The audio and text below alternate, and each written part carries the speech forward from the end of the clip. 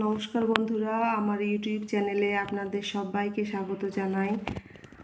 আমি কুশমন্ডি কিশোর স্কুল এবং শিশু কিশোর library class 3 third unit test history ইতিহাস বিষয়ের উপর প্রশ্ন নিয়ে আলোচনা করব।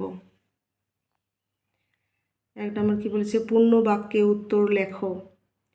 আদিম মানুষ মাটি খোঁড়ার জন্য কিসের ব্যবহার করত?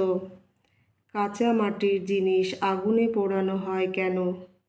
কোন কোন ধাতু মিশে ব্রোঞ্জ হয়?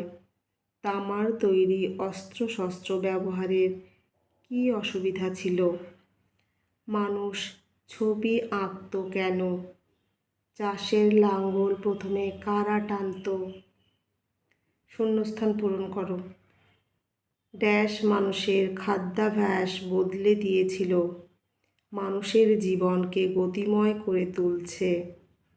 ব্রোঞ্জ একটি ড্যাশ ধাতু, মাটির পাত্রে আঘাত করলে সহজেই ড্যাশ হয়ে যায়।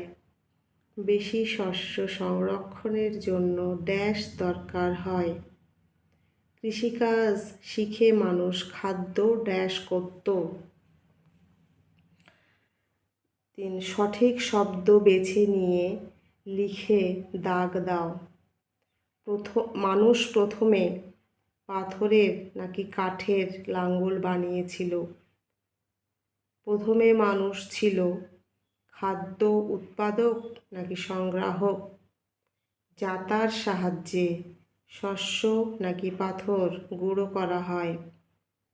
লোহা একটি ধাতু নাকি মিশ্র ধাতু?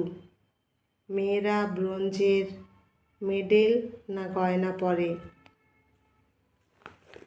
বাম দিকের সাথে ডান দিক মিলিয়ে পাশাপাশি উত্তর লেখো।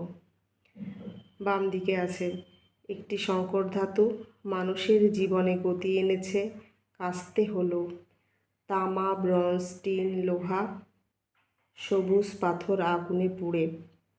ডান দিকে রয়েছে ধাতু একটি হাতিয়ার, লাল টুকটুকে হয়ে যেত, ব্রোঞ্জ, চাকা।